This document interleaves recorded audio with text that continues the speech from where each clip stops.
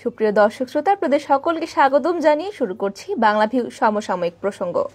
এই মুহূর্তে স্টুডিও থেকে সরাসরি যুক্ত হয়েছে আমি শ্রাবণী তালুকদার।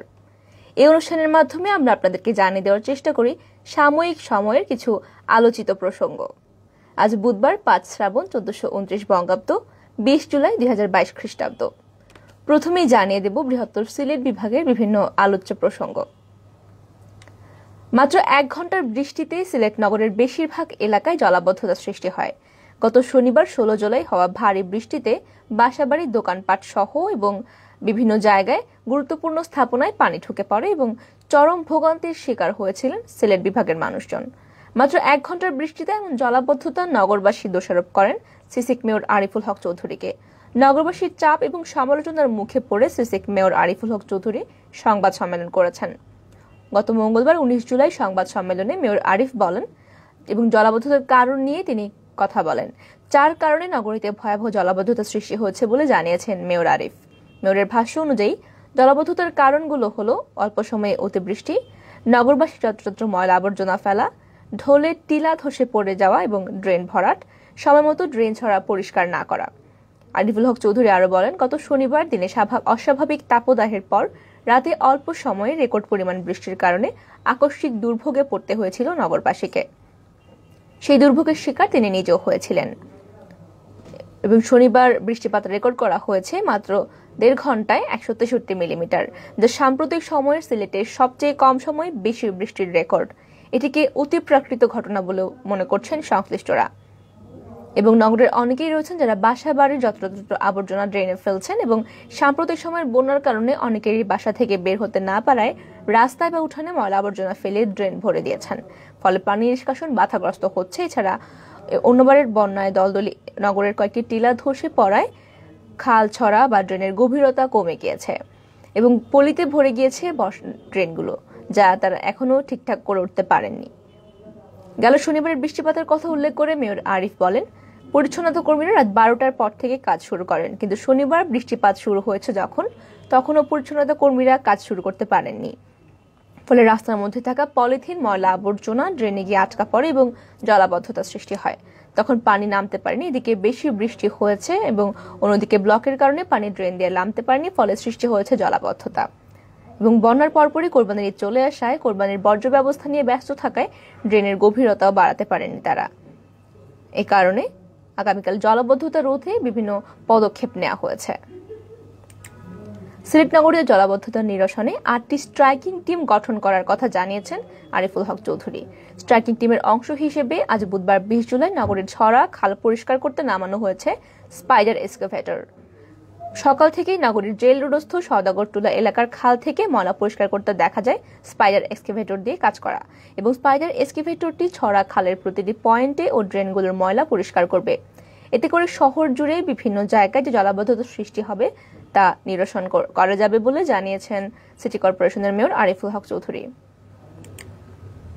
স্মরণকালের ভয়াবহ বন্যায় সিলেটের গোয়াইনঘাট উপজেলার ক্ষতিগ্রস্তদের জন্য সরকারের দুর্যোগ ব্যবস্থাপনা ও ত্রাণ মন্ত্রণালয় এবং প্রবাসী কল্যাণ বৈদেশিক কর্মসংস্থান মন্ত্রী ইমরান আহমদ এমপি কর্তৃক 740 বান্ডিল ঠেউটিন এবং নগদ 21,50,000 টাকা বরাদ্দ করা হয়েছে।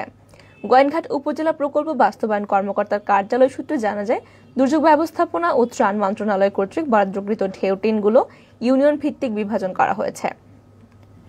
এছাড়াও সরকারের প্রবাসী কল্যাণ এবং বৈদেশিক মন্ত্রী ইমরান আহমদ এমপি মহোদয়ের বরাদ্দকৃত টিন উপজেলার বিভিন্ন জায়গায় পৌঁছে দেওয়া হচ্ছে।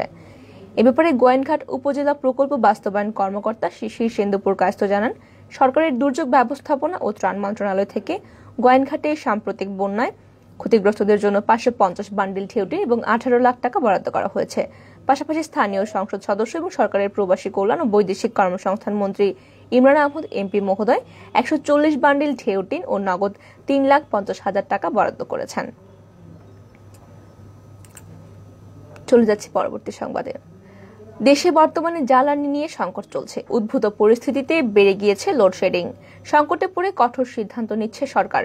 এই পরিস্থিতিতে সিলেট জেলা প্রশাসন জ্বালানি সাশ্রয়ে বিভিন্ন সভা ভার্চুয়ালে বা অনলাইনের মাধ্যমে সেরে নিচ্ছেন। এমনটাই জানিয়েছেন সিলেটের জেলা প্রশাসক মোহাম্মদ মুজিবুর রহমান। তিনি জানান, জ্বালানি সাশ্রয়ী সরকারের নির্দেশনা জারি করা হয়েছে। এরপর থেকে অত্যন্ত গুরুত্বপূর্ণ জেলা উন্নয়ন সমন্বয় সভা এবং আইন শৃঙ্খলা সংক্রান্ত অন্যান্য সভাগুলো ভার্চুয়াল পদ্ধতিতে করা হচ্ছে। মুজিবুর রহমান জানান, এসব সভায় উপজেলা নির্বাহী কর্মকর্তা ও মুক্তিযোদ্ধা সহ বিভিন্ন রাজনৈতিক, সামাজিক, সাংস্কৃতিক এবং পেশাজীবী সংগঠনের নেতৃবৃন্দকে অংশগ্রহণ করতে হয়। বিশেষ করে ইউএনওদেরকে আসতে হয় অনেক দূর থেকে। এতে করে প্রচুর জ্বালানি খরচ হয়। কিন্তু সভাগুলো ভার্চুয়াল পদ্ধতিতে হয়ে যাওয়ায় সবাই নিজের যার যার কর্মস্থল থেকে এবং বাসাবাড়ি থেকে অংশগ্রহণ করতে পারছেন, ফলে জ্বালানি সাশ্রয় হচ্ছে, যেটি সরকারের জ্বালানি খরচ বাঁচাতে ভূমিকা রাখছে।